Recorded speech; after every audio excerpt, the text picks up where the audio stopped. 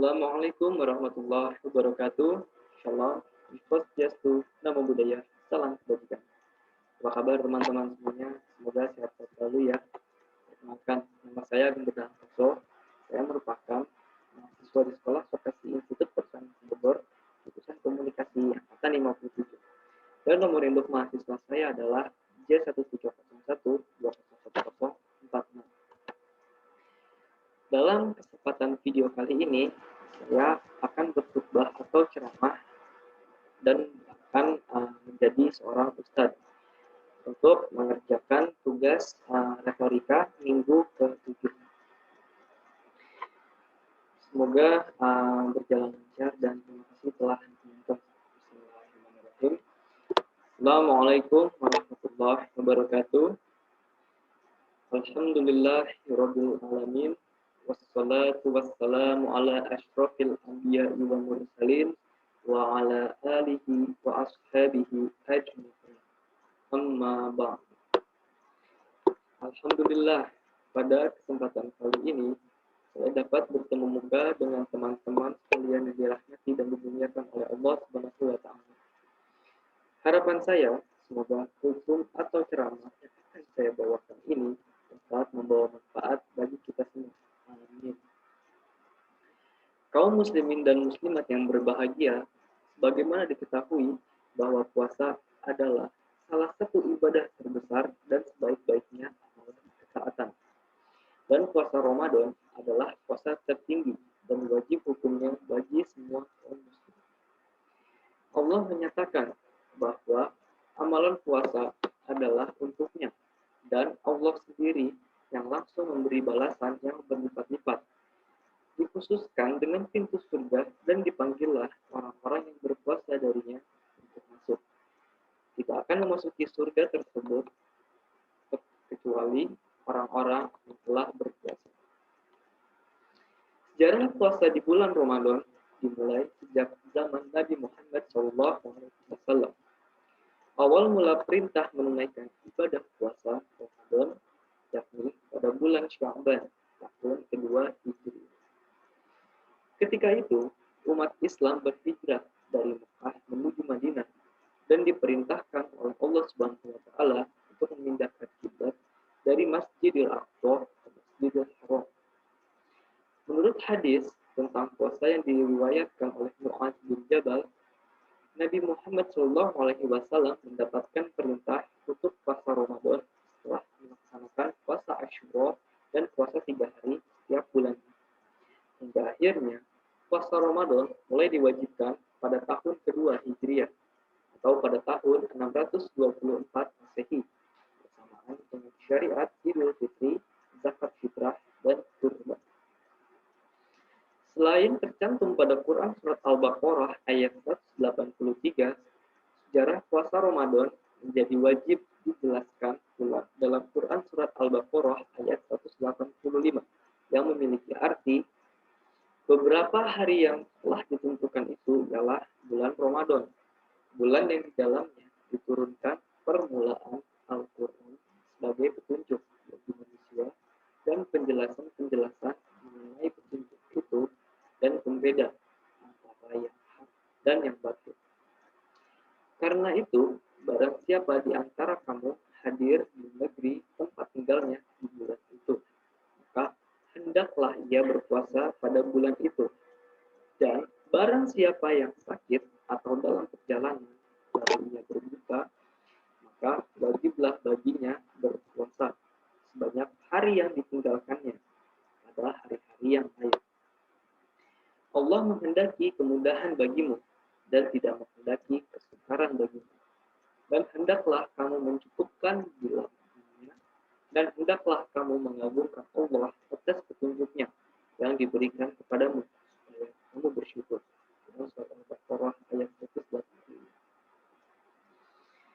Sejarah puasa Ramadan juga diterangkan dalam beberapa hadis sahih yang menyebutkan bahwa puasa Ramadan bersifat wajib bagi umat Islam. Adapun beberapa hadis tentang kewajiban puasa Ramadan sebagai berikut. Yang pertama, hadis riwayat Ahmad Nasa'i dan Baihaqi dalam Syu'abul Iman disahihkan oleh dalam Sahihul Jami nomor 50. Dalam hadis ini Rasulullah Shallallahu Alaihi Wasallam bersabda, telah datang kepadamu bulan Ramadan, bulan yang diberkahi, di mana Allah mewajibkan puasa di bulan itu pada kamu. Pada bulan itu, pintu-pintu langit dibuka, pintu-pintu neraka ditutup, dan setan-setan durhaka akan dibelenggu.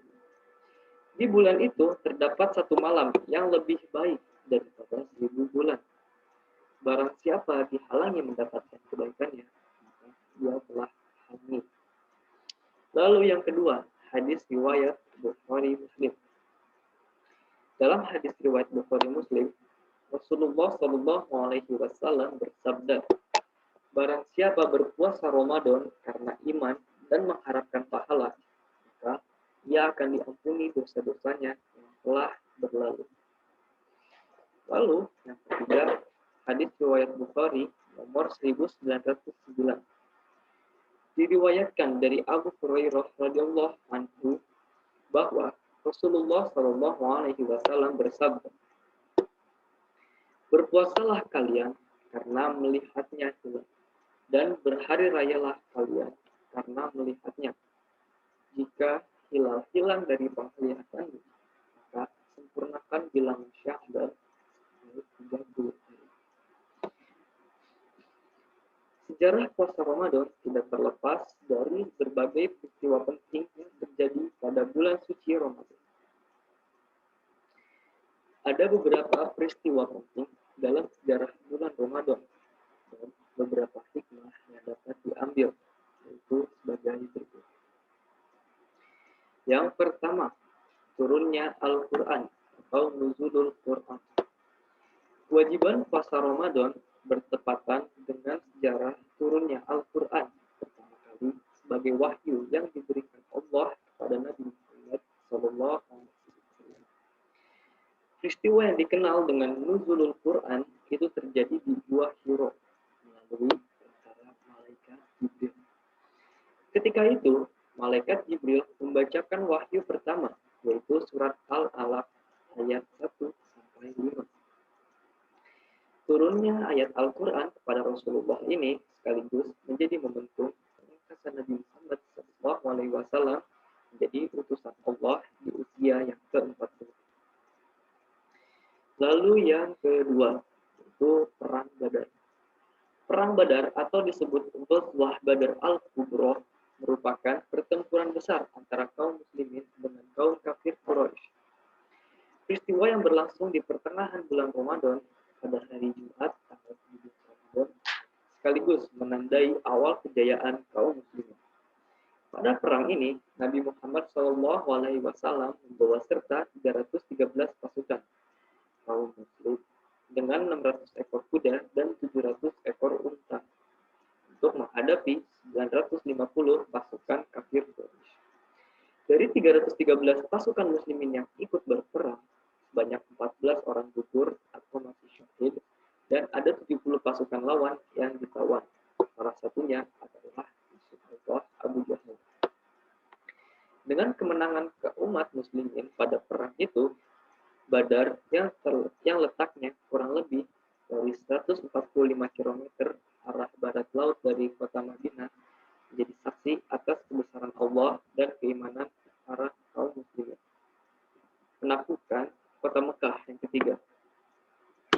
Bersama dengan para sahabat, Nabi Muhammad berhasil menaklukkan kota Mekah dalam perang Fathu Mekah pada 20 Ramadan tahun 8 Hijriah.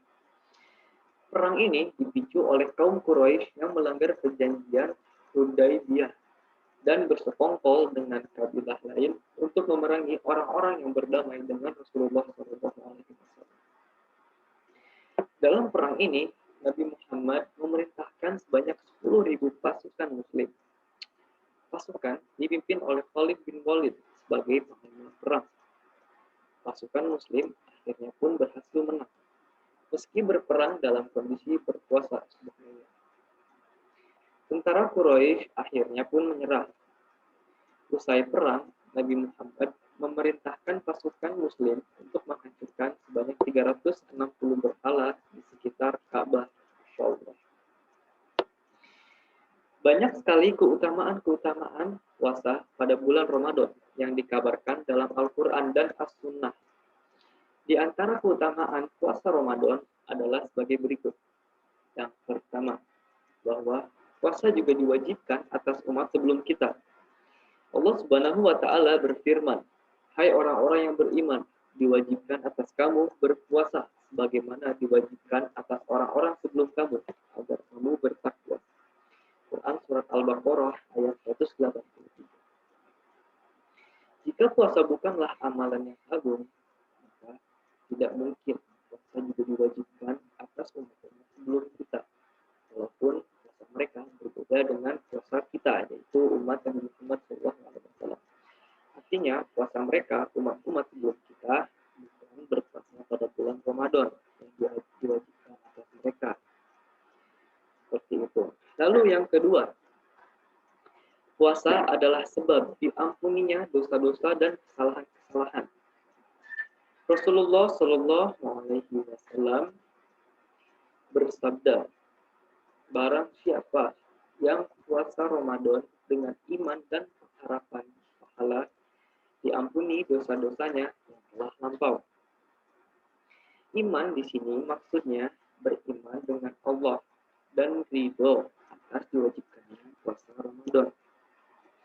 Lalu pengharapan di sini maksudnya yaitu mengharapkan balasan dari pahala dari Allah Subhanahu wa Ta'ala. Jika seseorang telah yakin dan ridho akan kewajibannya berpuasa serta tidak benci atas kewajiban puasa Ramadan, ini yakin terhadap pahala dan ganjaran yang akan didapat, maka dia akan diampuni dosa-dosanya yang terdahulu, yang sudah saya jelaskan sebelumnya. Lalu yang ketiga, bahwa pahala puasa tidak terikat dengan jumlah tertentu, tetapi pahalanya diberikan kepada orang yang berpuasa tanpa ada perhitungan selain karena pahala dari Allah. Rasulullah Shallallahu Alaihi Wasallam bersabda, semua amalan anak Adam untuknya dan dilipat gandakan setiap satu kebaikan yang dianggap 10 kali kebaikan tersebut dan dilipat gandakan menjadi 700 kali. Allah Subhanahu wa Ta'ala berfirman, kecuali puasa, karena amalan itu untukku dan aku yang akan membalasnya. Sebabkan mereka meninggalkan syahwatnya demi dan makannya demi aku. Hadis riwayat Muslim.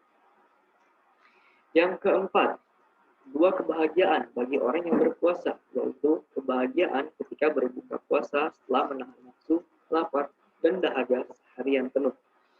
Dan kebahagiaan ketika menjumpai Allah di akhirat nanti dengan dimasukkannya ke dalam surganya.